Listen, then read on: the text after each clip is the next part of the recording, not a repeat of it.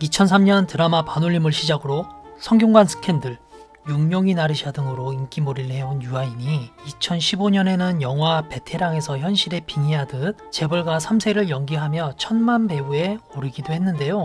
어이가 없네.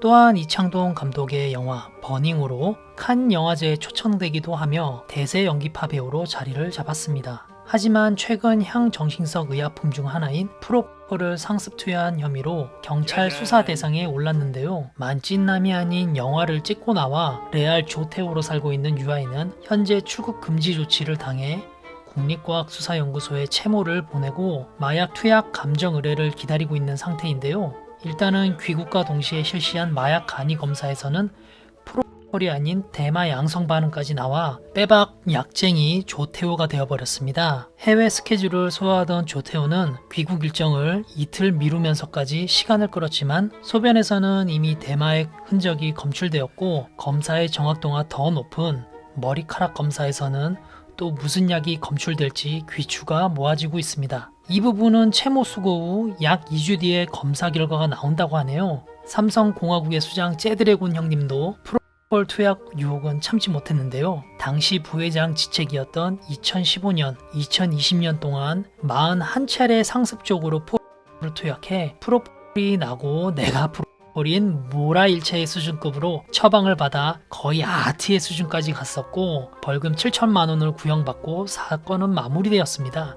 최근 넷플릭스에서 인상 깊은 연기를 보여준 하정우 또한 과거 프로폴을 불법 상습 투약한 전력이 있습니다. 강남의 한 병원에서 수면 마취가 필요 없는 피부관리 시술을 하며 19차례 프로폴을 투약한 혐의로 재판에서는 검찰의 공소사실을 모두 인정하고 벌금 3천만 원에 처분이 되었습니다. 프로폴을 이야기하자면 바로 떠오르는 이름이 바로 에이미입니다. 벌써 10년도 넘어버린 사건인 연예계에서의 프로폴 게이트를 열어버린 방송인 에이미.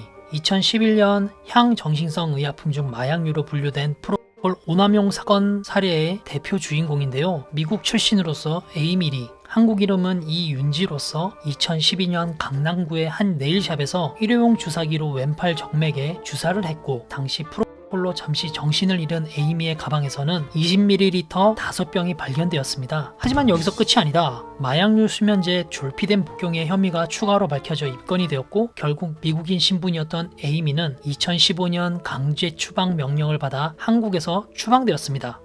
하지만 여기서 또 끝이 아니다. 2022년 초 비교적 가장 최근 200억대 마약 밀매 사건의 구매자로 엮여 구속이 되면서 연예계 톱스타들이 대거 연루되어 있다는 기사들이 쏟아져 나오는 가운데 그랜드 슬램을 달성하고 있는 현재 진행형 사건의 주인공입니다.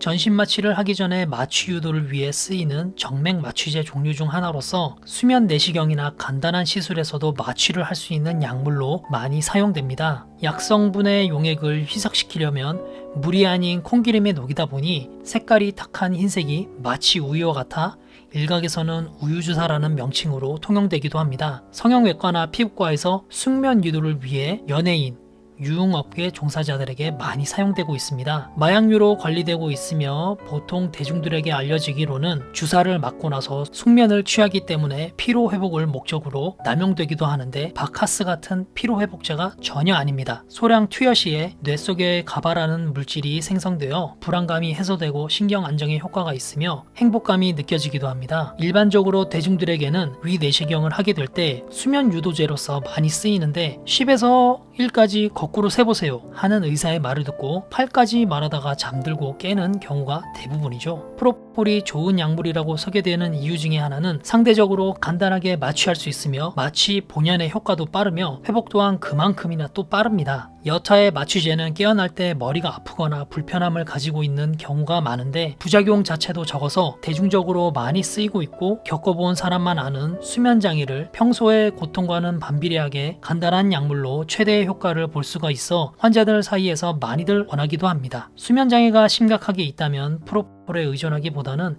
정신과 전문의의 상담을 통한 꾸준한 치료와 그에 해당하는 적절한 약물 치료가 필요합니다. 피지컬적으로 의존도가 높지가 않아서 프로폴 자체가 중독성이 높다고 딱히 단정짓기가 어렵습니다. 하지만 불면증, 우울증, 알코올 중독, 도박 등 다른 파트처럼 중독에 잘 걸리는 사람들이 프로폴 같은 약물에 대한 중독과 의존도가 높아서 빠지기 쉽다고 볼 수 있습니다. 사람들은 잠을 자게 된다면 가수면 상태에서 자고 깨고를 반복하면서 깊은 잠에 빠져드는데, 프로폴을 투여하게 되면 10초도 안 되는 찰나의 시간에 일반적인 수면 과정을 생략하면서 렘 수면 상태로 빠져들고 약기운의 수면 상태에서 깨게 되면 굉장히 상쾌함을 느끼게 됩니다. 이때 뇌에서는 도파민이 많이 생성되어서 일시적인 강한 행복감을 느끼죠. 문제의 시작은 적은 용량에서 시작해서 점점 큰 용량으로 가게 되는 것인데, 여타의 마약류들처럼 몸에서는 내성이 생겨 같은 효과를 내기 위해서는 더 많은 양을 투여하게 되고, 이에 따라 지속시간이 길어졌으면 하는 욕망에 투여량을 계속해서 늘리게 됩니다. 일련의 과정들로 인해서 사고가 나기 마련인데, 적은 양으로는 만족감을 느끼지 못할 지경에 이르러 대용량을 투여하게 되면 수면 시 기도가 막혀 질식사가 일어나게 됩니다. 때문에 시술 시에는 기도 유지와 활력 징후를 본인이 유지할 수 있어야 되는데, 전문 의료 지식이 있는 사람이 날숨에 포함된 이산화탄소 농도를 체크하면서 환자의 상태를 확인해야 합니다. 이런 마약류의 약물은 여러 범죄 사례와도 이어지는데요. 가해자 50대의 의사가 프로폴로 인한 의료사고를 덮기 위해 시체를 유기한 사건이 있습니다. 2017년 경남 거제 병원을 개원한 의사는 조선사업이 내리막을 걷던 당시 불황의 여파로 빚더미에 앉게 되었는데요. 주변의 유흥업계 종사자들에게 프로폴을 처방, 투약하는 방법으로 활로를 찾게 되었습니다. 일반적으로 10ml의 투여량으로 3-4시간 수면을 하게 되는데, 한 유흥업계 종사자인 피해자는 앞서 말한 프로폴의 특징인 내성이 생겨 병원을 방문할 때마다 투여량을 점점 늘려가게 됩니다.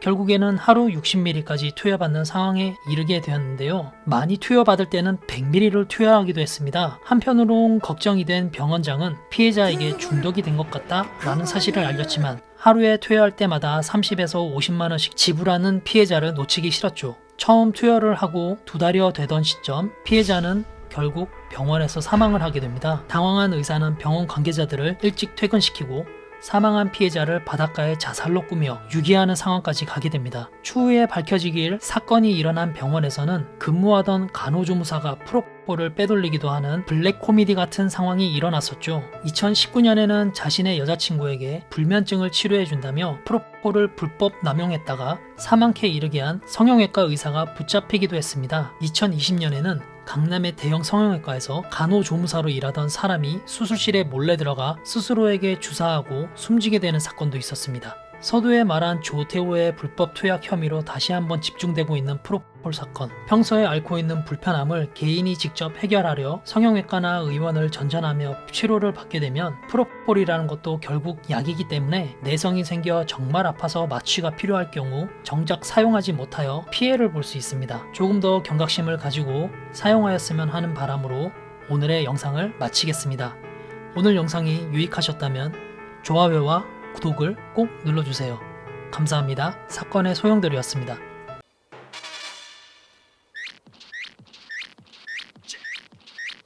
야이씨, 제발 한 번만 눌러.